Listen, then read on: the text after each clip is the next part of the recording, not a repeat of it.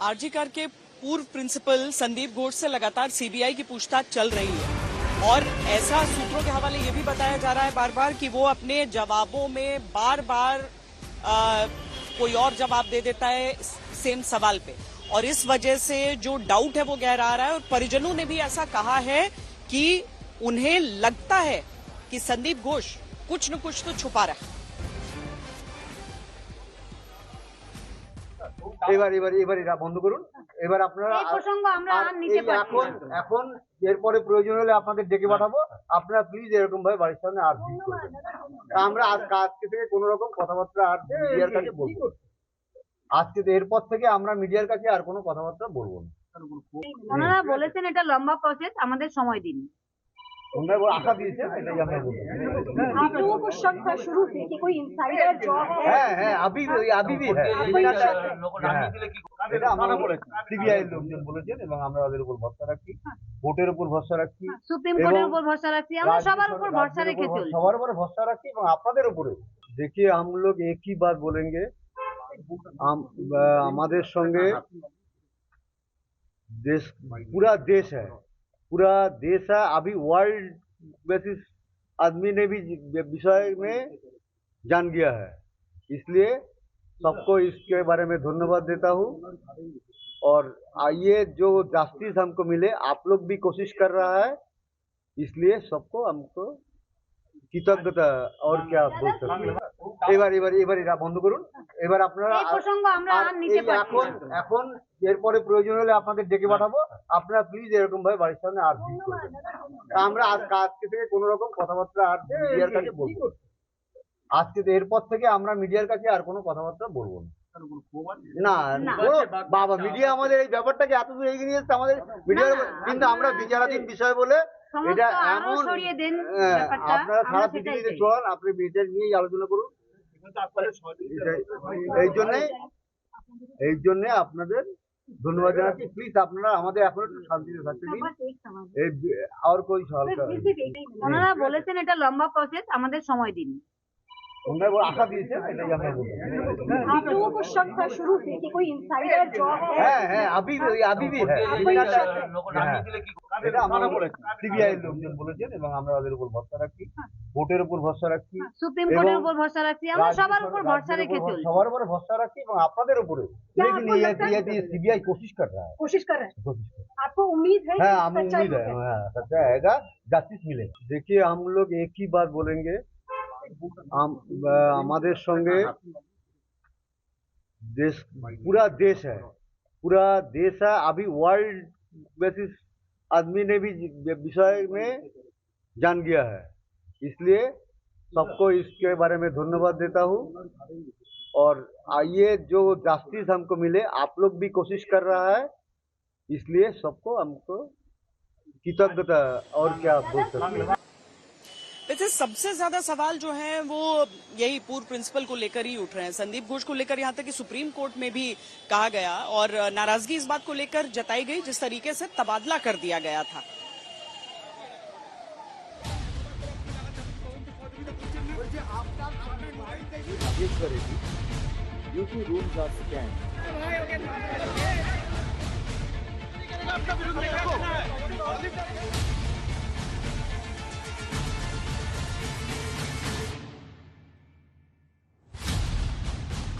ये वही आरजीकर अस्पताल जहां एक लेडी डॉक्टर के साथ दरिंदगी की गई थी, और ये है उसी आरजीकर अस्पताल के प्रिंसिपल संदीप घोष।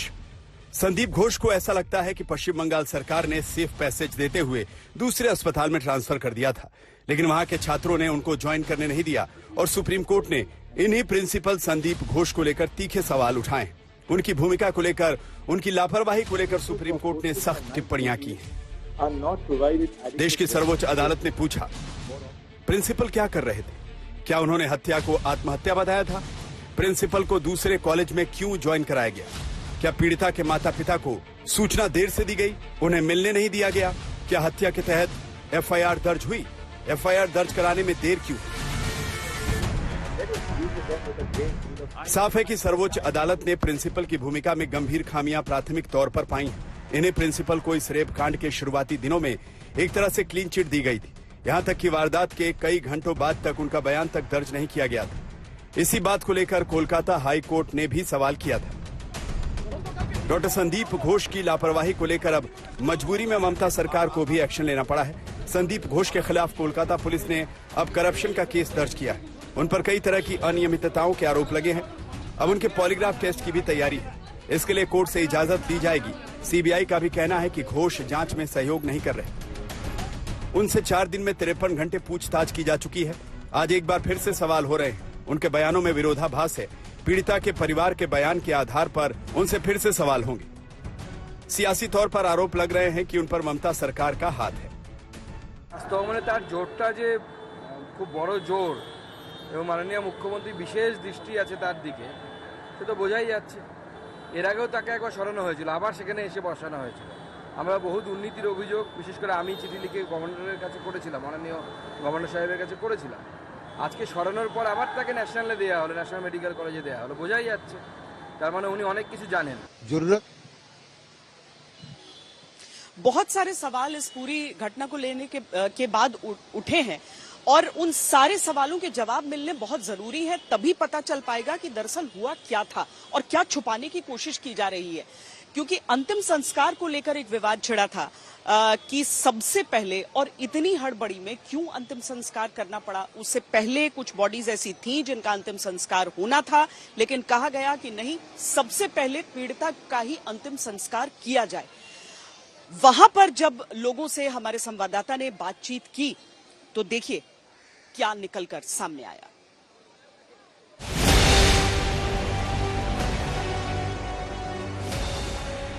संजय रॉय कोलकाता के आरजीकर मेडिकल कॉलेज के इसी सेमिनार रूम में, जिसने आरोप है महिला डॉक्टर के साथ दरिंदगी करके मार दिया। लेकिन क्या संजय यहां अकेला था? क्या वारदात इसी सेमिनार रूम में हुई? कहीं ऐसा तो नहीं कि सेमिनार रूम की जगह कहीं और रेप और मर्डर करके शव को यहां लाकर रख दिया गया? तमाम सवालों का सच और झूठ समझने के लिए सीबीआई की टीम संजय रॉय का साइकोलॉजिकल टेस्ट करने के बाद अब पॉलीग्राफी टेस्ट कराने जा रही है। कोलकाता कांड की जांच में सीबीआई की टीम साइंटिफिक तरीके का इस्तेमाल भी कर रही है। पहले आरोपी संजय रॉय का साइकोलॉजिकल टेस्ट कराया गया और उसके दिमाग को पढ़ने की कोशिश की गई। अब सीबीआई की टीम उसका पॉलीग्राफी टेस्ट भी करवाने जा रही है। पॉलीग्राफी टेस्ट को लाई डिटेक्टर भी कहा जाता है। इस टेस्ट के जरिए किसी भी शख्स का झूठ पकड़ा जा सकता है।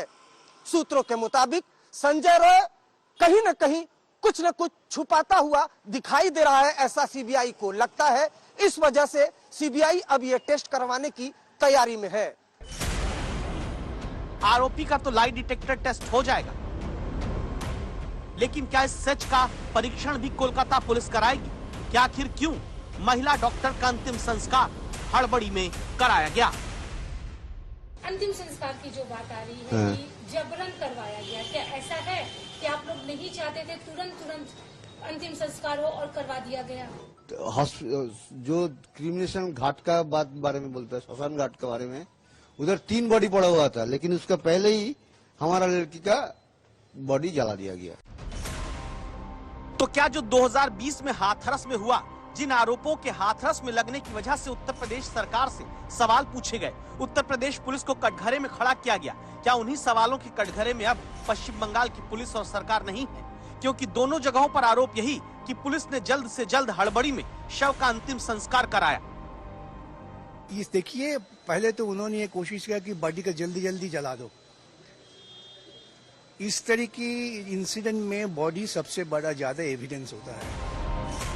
ये आरोप कोलकाता केस में अब इसलिए लग रहे हैं क्योंकि पीड़िता के परिजन के मुताबिक जहां पहले से कुछ शव दूसरों के थे, वहां उनसे पहले ही महिला डॉक्टर का अंतिम संस्कार पुलिस के कहने पर करा दिया गया। और इस दावे की पुष्टि के लिए आज तक संवाददाता अरविंद ओझा ने उसी शमशान घाट के कर्मचारी भोलानाथ पात्रा से सच पूछा, जहां महिला डॉक्टर का अंतिम संस्कार हुआ है। उस दिन क्या उस दिन जो सवेरे से टीवी न्यूज चल रहा था, जो हम लोग को इलाका का लड़की ऐसे देहांत हो गया। खबरदार में अभी के लिए इतना ही।